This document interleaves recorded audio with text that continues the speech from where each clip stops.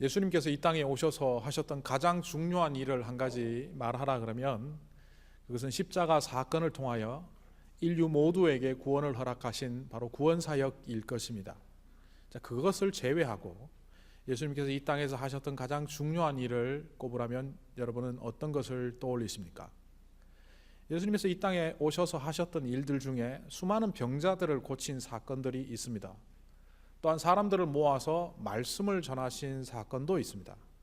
그러나 그 두 사건보다 더 중요한 일을 3년 동안 집중적으로 하셨는데 그 일은 다름 아닌 이 땅에 주님의 제자 공동체를 세우는 것이었습니다. 예수님은 3년 정도의 사역 기간을 마치신 이후에 이 땅을 떠나실 것을 본인이 아셨습니다.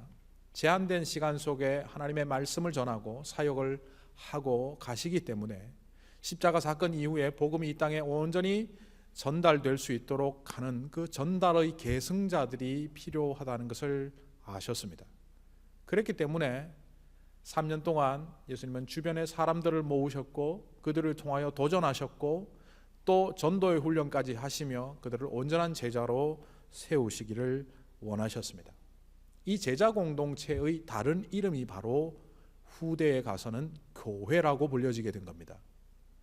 결국 신약 교회든 15세기 교회든 21세기 오늘날 현대 교회든 교회는 바로 제자 공동체라는 것을 우리 예수님을 통하여 우리는 깨닫게 됩니다.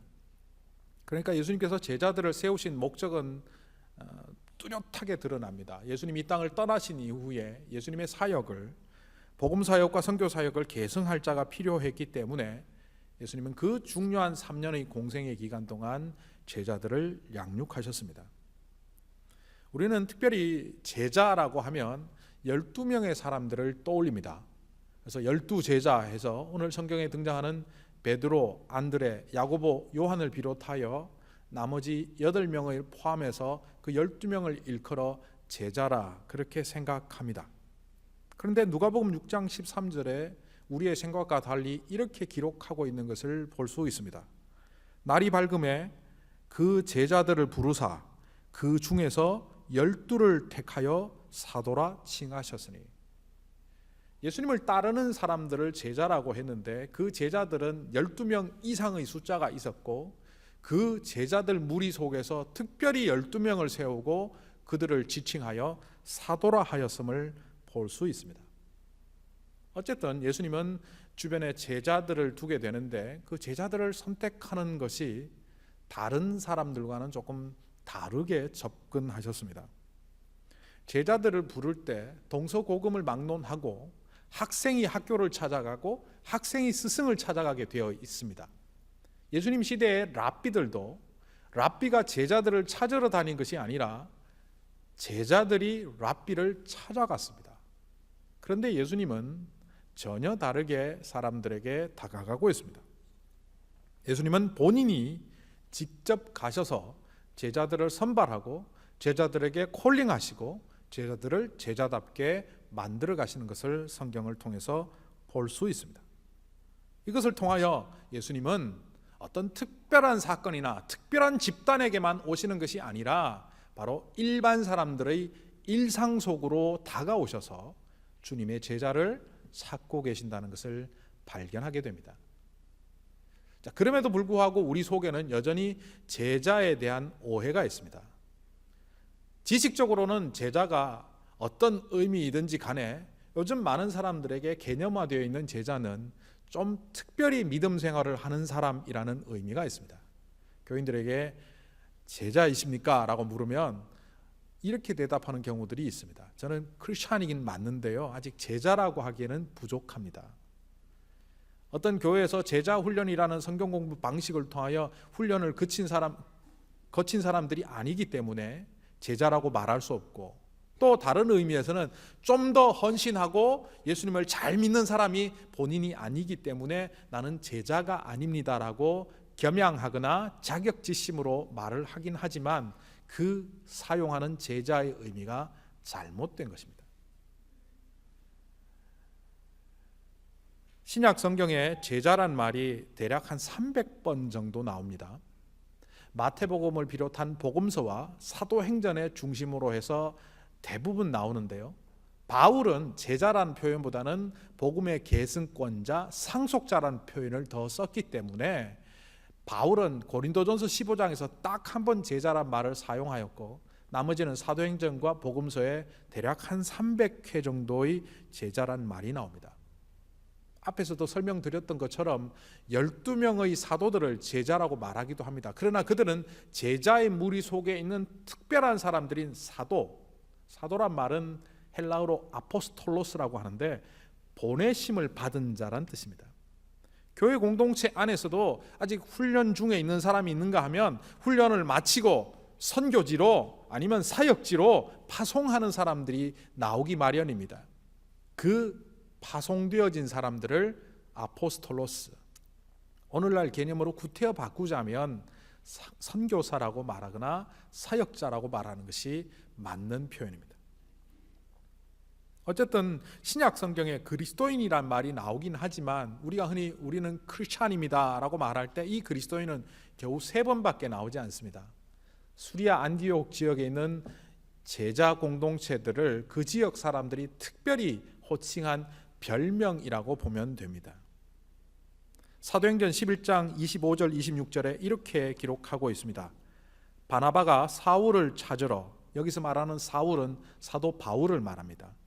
사울을 찾으러 다소에 가서 만남에 안디옥에 데리고 와서 둘이 교회에 1년간 모여 있는 큰 무리를 가르쳤고 제자들이 안디옥에서 비로소 그리스도인이라 일컬음을 받게 되었더라.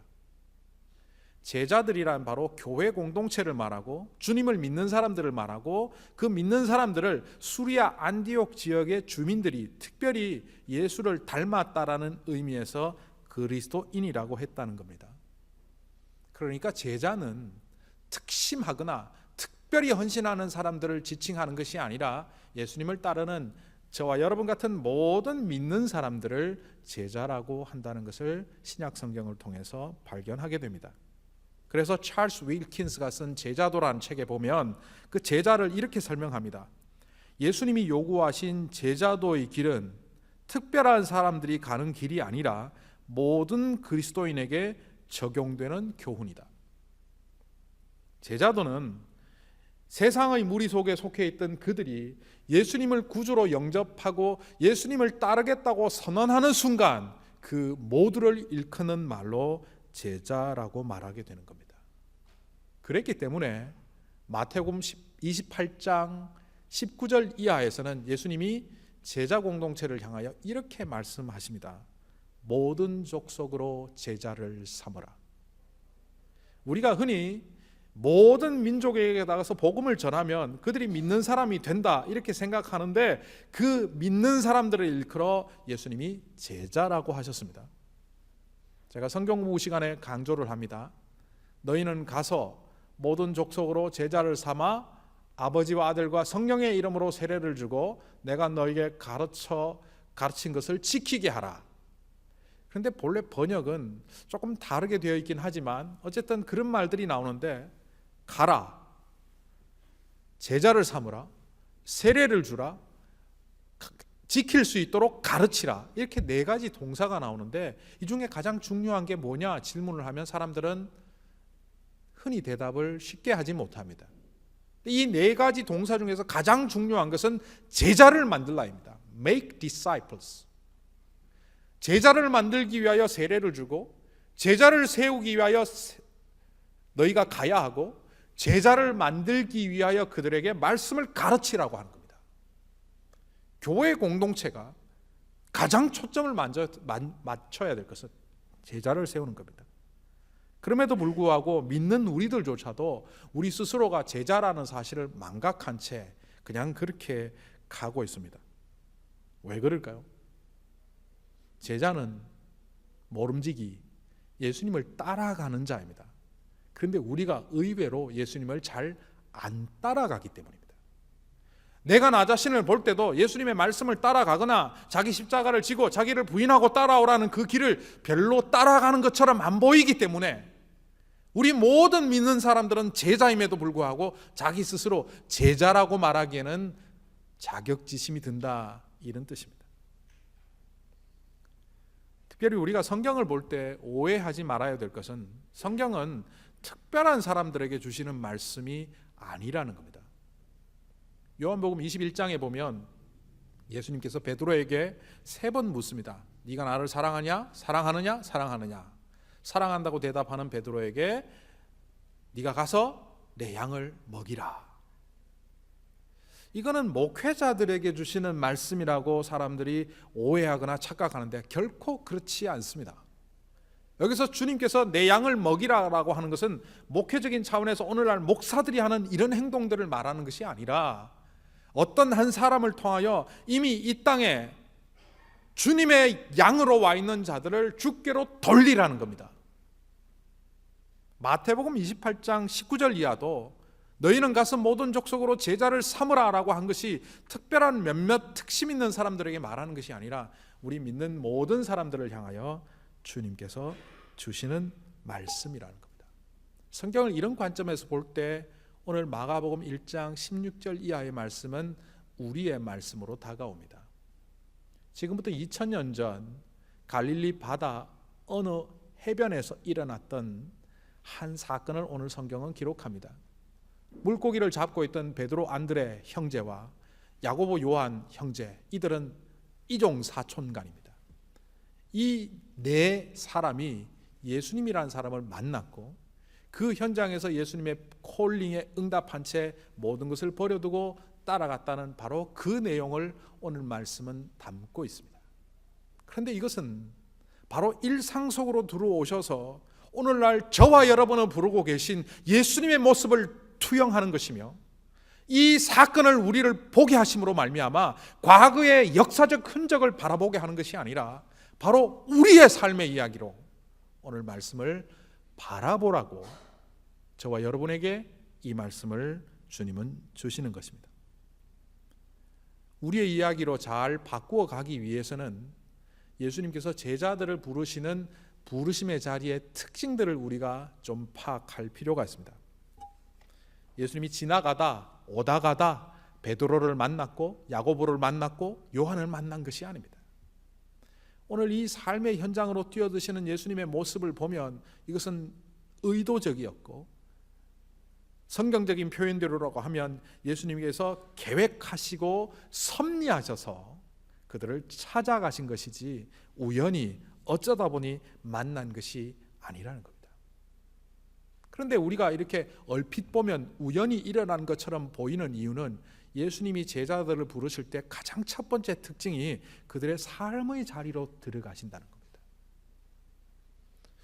삶의 자리를 보면 마태라는 사람을 부르실 때는 그가 텍스 컬렉터였기 때문에 세관에 앉아 있을 때 부르셨습니다. 나중에 사도 바울이 되지만 사울이라는 사람은요, 예수님 믿는 사람을 잡으러 가서 그들을 혼내고 감옥에 가두는 역할을 한때 하고 있었는데 바로 그 일을 수행하는 과정 중에 예수님이 찾아가셔서 그를 콜링하셨습니다. 뿐만 아니라 마가복음 10장에 나오는 소경거지 여리고의 바디메오라는 사람은 그가 거지였고 구걸하는 사람이었기 때문에 그의 삶의 현장이 구걸하는 현장입니다. 바로 구걸하는 그 자리에 예수님이 찾아오셔서 그를 부르시는 것을 볼 수 있습니다.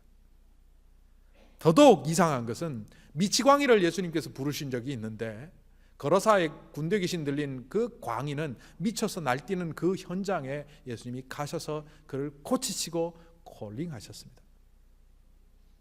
삶의 자리로 찾아오신다는 것이 어떤 의미겠습니까?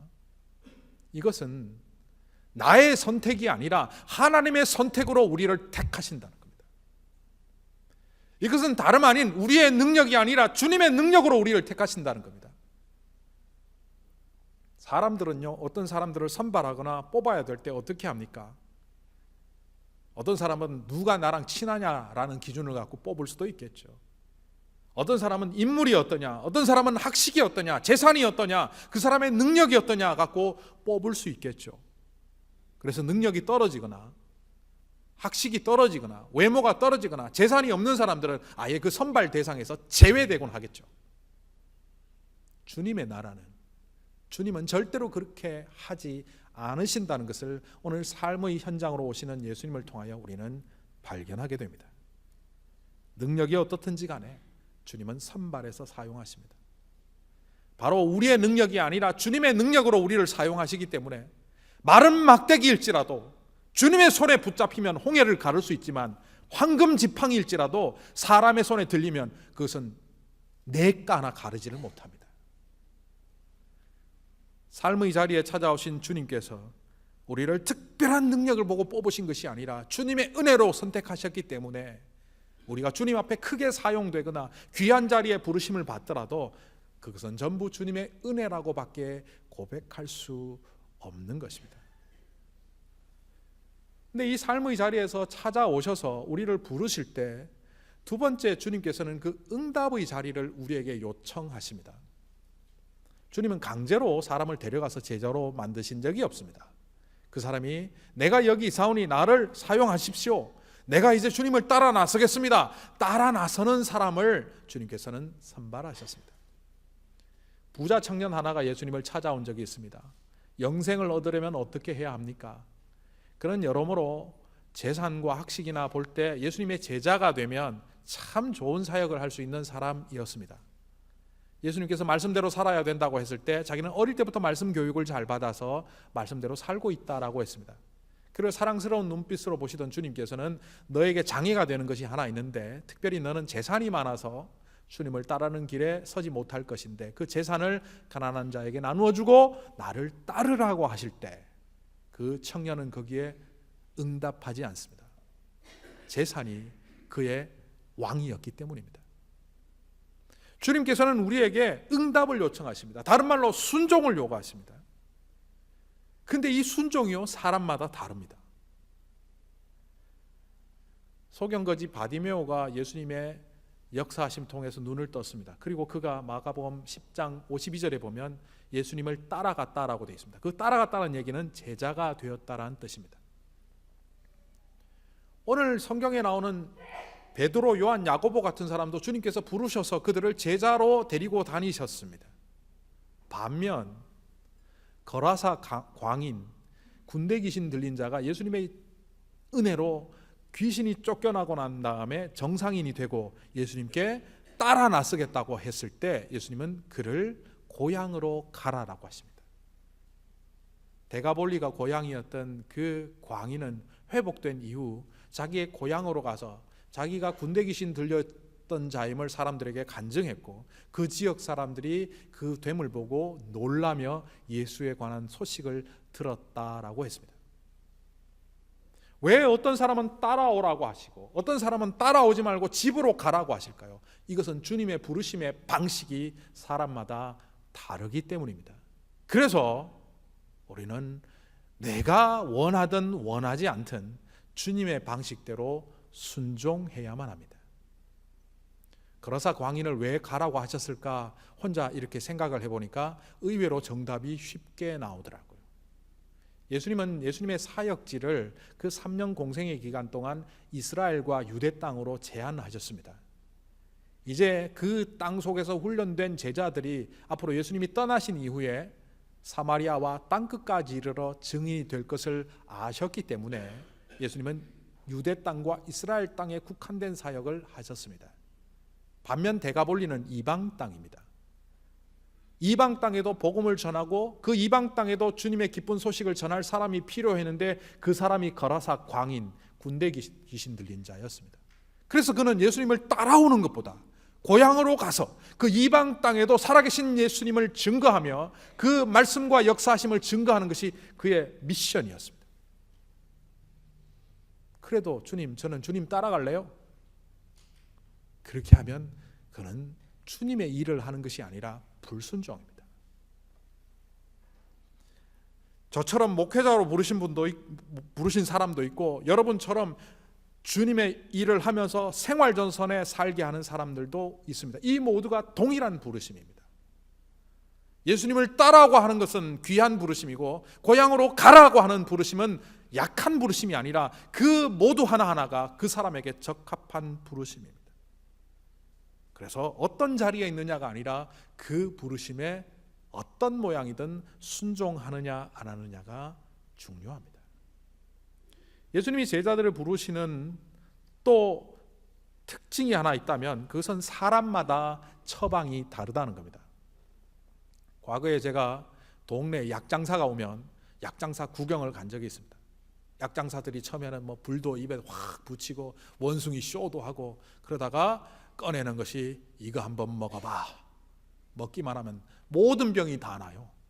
그 희한하게 생긴 약은 저희 집이 약국이었기 때문에 저는 어린 시절 아버지에게 그 약을 좀 도매로 사와서 우리 약국에서 팔면 안 되냐고 제안한 적이 있습니다. 먹으면 모든 병이 낫는다는데. 저희 부친이 그 가짜 약이야. 모든 병이 낫는 약은 없어. 그럼에도 불구하고 우리는 예수를 믿으면서 사람마다 상황이 다르고 사람마다 특징이 다르고 사람마다 재주가 다르고 달란트가 다른데도 불구하고 동일하게 역사하시기를 우리는 원하고 있습니다. 저 사람이 부자가 되는 복을 받았으면 나도 부자가 되는 복을 받고 싶고, 저 사람이 말씀을 잘 전하는 복을 받았으면 나도 말씀을 잘 전하는 복을 받고 싶고, 다 그렇게 생각합니다. 그런데 그렇지 않습니다. 오늘 베드로는 어부라고 했습니다. 오늘 시몬과 안드레 그들은 어부였다. 그 어부들을 향하여 예수님이 내가 너희를 사람 낚는 어부가 되게 하겠다라고 예수님은 말씀하셨습니다. 제가 어린 시절 초등학교 6학년 때 그때 약간 성경을 삐딱하게 볼 때였습니다. 선생님께 질문했습니다. 교회 학교에. 선생님, 예수님이 우리를 사람 낚는 어부가 되겠다고 했는데, 그래서 생명을 이 땅에 전하라고 했는데, 생각해 보세요. 물고기 낚아버리면 다 죽는데 그게 무슨 죽음이지 생명입니까? 이거 어떻게 하란 말입니까? 그러니까 선생님이 당황해갖고 겨우 하시는 말씀이 낚아서 어항에 넣으면 돼. 왜 그런 오해를 하느냐면, 우리가 성경에서 이 내용을 가르칠 때 우리 모두는 사람 낚는 어부입니다 라고 말하기 때문에 그 말이 일반화, 보통화되는 문제 때문에 그런 일이 일어납니다. 예레미야 16장 16절에 보면 어부와 사냥꾼에 대한 이야기가 나옵니다. 거기에 등장하는 어부는요, 심판의 도구입니다. 생명을 전하기보다는 오히려 죽음을 전하는, 생명을 앗아가는 사람, 심판하는 사람으로 거기에 등장합니다. 그때 어부는 바로 타락한 이스라엘을 바벨론을 통하여 심판하시겠다는 그 심판의 이야기를 어부를 통하여 하시는 겁니다. 어부라는 것이 항상 똑같은 의미로 오는 것이 아니라는 겁니다. 베드로에게 사람 낚는 어부가 되겠다고 하셨던 이유는 바로 어부라는 직업을 갖고 내가 주님의 제자로 말씀 사역을 하는 사람으로 부족하다고 인식하는 자격지심에 시달리는 이들을 향하여 너희들의 그런 지식이나 학식이나 직업으로 선택한 것이 아니라 그 어떤 직업을 가졌던 그 어떤 삶의 자리든 나는 너를 통하여 역사할 수 있다. 그래서 어부인 너도 사람 낚는 어부로 내가 사용하겠다는 그들을 붙돋으시며 특화한 그들의 사명입니다. 제가 지난 10월 말 또 11월 초 중국 선교를 갔었어야 되는데 몸이 너무 아파서 못 갔었습니다. 아시는 것처럼 제가 중국 선교를 지금 꾸준히 한 7, 8년 해오고 있습니다. 과거에 한국에서 했던 것까지 합치면 15년 이상의 기간을 제가 중국 선교에 헌신하고 있습니다. 그런데 제가 중국 선교에 가면 수백 명, 수천 명이 몰리는 것이 아닙니다. 어떤 목사님은 가면요 1000명, 500명 모아놓고 집회를 합니다. 근데 제가 중국 선교 가면 적게 모일 때는 20명, 많이 모여봐야 50명입니다.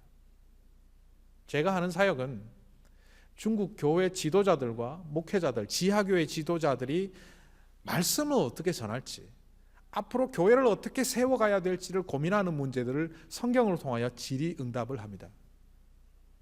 제가 만약 하나님, A 목사는 5,000명, 1,000명, 500명을 모아놓고 집회를 하는데 저는 20명, 기껏해야 50명 모아놓고 집회를 하는 게 이게 뭡니까?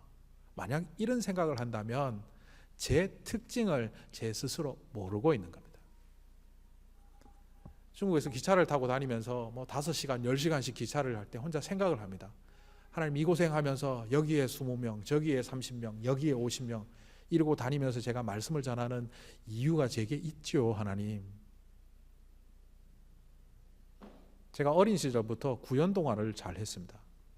제가 의도해서 잘한 건 아닌데 동생들이 제 이야기를 듣고 너무 재밌다고 동네 아이들을 데리고 와서 제가 5학년, 6학년 뭐 그 무렵부터 1학년, 2학년 아이들을 모아놓고 구연동화를 했는데 동네에서 인기가 짱이었습니다. 1학년, 2학년 애들이 저한테 과자와 사탕을 상납했습니다. 강제로 뺏은 게 아닙니다. 이야기가 너무 재밌어서 선물로 갖고 온 거예요. 처음에는 제 동생들 데리고 옛날 이야기를 해줬는데 그게 5명, 10명 늘어서 동네 아이들 모아놓고 이야기하는 이야기꾼이 되었습니다. 제가 기차 안에서 그 생각을 했어요. 하나님, 저는 제가 하는 방식대로 성경을 풀어나가면 이 대회중들이 모이는 것은 안 됩니다. 그러니까 20명, 30명, 많아봐야 50명 내외의 교회 지도자들과 질의응답하면서 바이블 스터디를 하는 게 딱 맞군요. 중국 교회 지도자들이 제가 너무 좋답니다. 어쩜 그렇게 재밌게 말하냐고. 여러분 웃으셔야 되는데 제가 지금 자기 자랑하는 거예요. 재밌대요. 그래서 하루에 8시간을 말을 시킵니다. 그런데 통역까지 하면 16시간입니다. 밥 먹는 시간, 화장실 가는 시간 제외하고는 거의 말씀만 전합니다. 지치기도 하고 무리도 가지만 이건 나에게 적합한 상황이구나. 어떤 분은 하루에 1-2시간 집회하고 끝나지만 나는 하루에 8시간씩 통역까지 하면 10몇 시간을 전해야 되는 그런 역할이구나. 하나님이 그렇게 저를 부르신 거예요. 여러분의 자리가 어떤 자리입니까? 저 사람은 저런데 왜 나는 이럴까? 그렇게 생각하십니까? 모양이 다르고 용도가 다르고 특화가 다르게 되어 있는데 왜 똑같은 것만을 바라봅니까?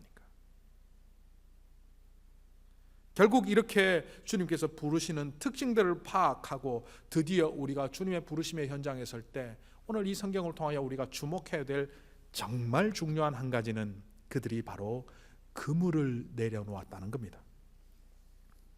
나를 따라오너라, 내가 너희를 사람을 낚는 어부가 되게 하겠다라는 말씀에 그들은 곧 그물을 버리고 예수님을 따라갔다. 누가복음 5장에 보면 이 동일한 사건을 이렇게 말합니다. 모든 것을 버려두고 예수님을 쫓았다. 어부에게 있어서 그물과 배는 모든 것입니다. 그것을 내려놓으면 못 살 것 같고 굶어 죽을 것 같고 아무것도 안 될 것 같은 건데 그것을 내려놓을 때 하나님이 역사하십니다.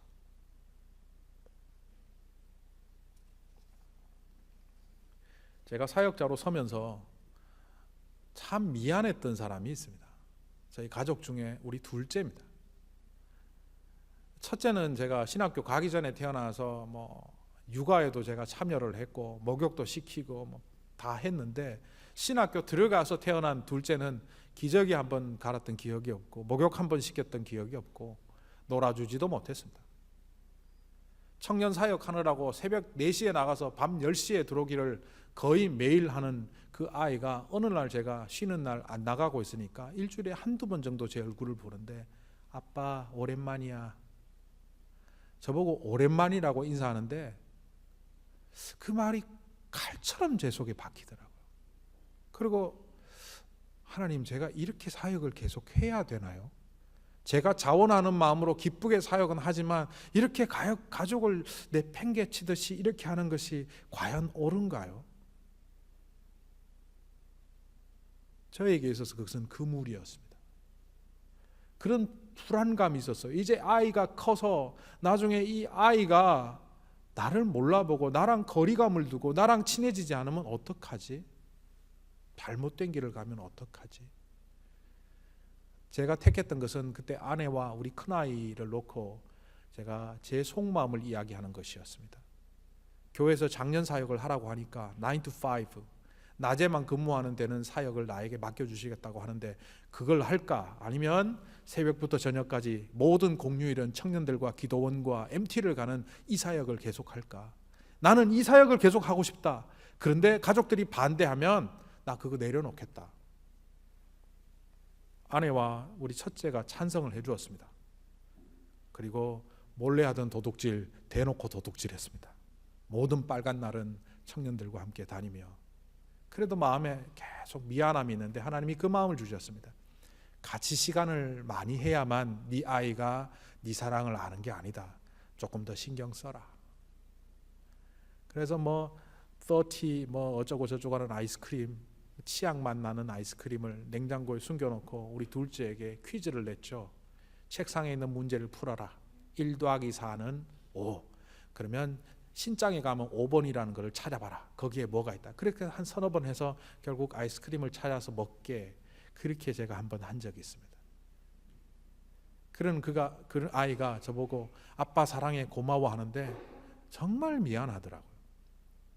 그럼에도 불구하고 저는 그 그물을 내려놓았습니다. 지금 현재 그 아이랑 제가 사이가 나쁘지 않습니다.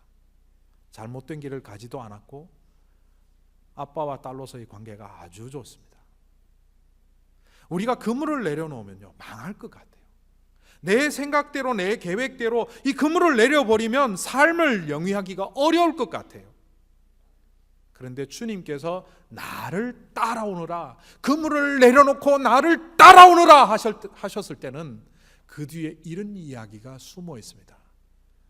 너의 삶을 내가 책임지겠다.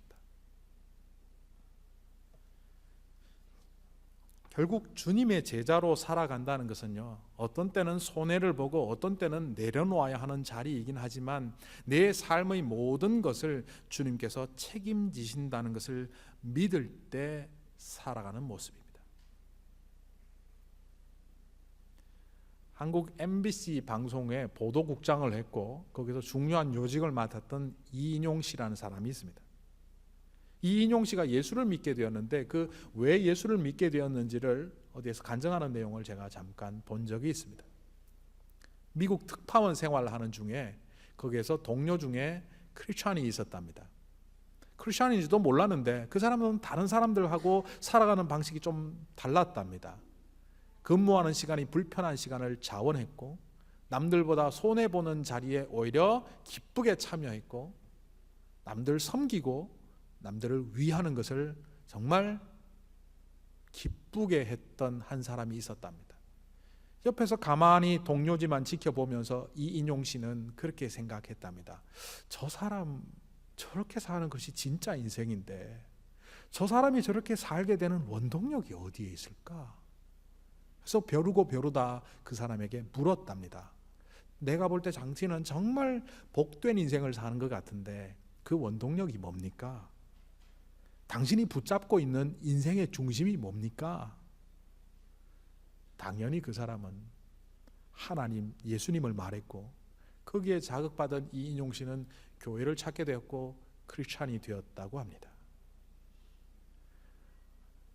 우리는 입으로 선언하고 입으로 말하고 입으로 모든 것을 해결하고 있지만 주님께서는 묵묵히 주님을 따라오는 제자의 길에 서라고 합니다. 제자가 된다는 것이 뭡니까? 주님 뒤에 서는 겁니다. 주님이 맞다 하면 맞다고 여기고 주님이 하라고 하면 하고 주님이 따르라 그러면 따라오는 것입니다. 그 길에 서야만 우리는 진정한 성도들이고 그 길에 설 때 우리의 인생을 책임지시는 하나님을 경험하게 되고 그래서 더 깊이 있는 하나님과의 관계 속에서 우리의 삶을 통하여 이웃이 예수를 믿게 되는 위대한 역사가 우리를 통하여 일어나야 하는 사람들이 저와 여러분입니다. 이런 우리들을 향하여 주님은 너희는 나의 제자라고 말씀하시고 세상은 우리를 향하여 주님의 생명이 흐르는 교회라고 말할 겁니다. 오늘도 여전히 우리는 세상 속에 걸어갑니다. 우리의 삶의 자리가 있습니다. 주님의 부르심이 들리십니까?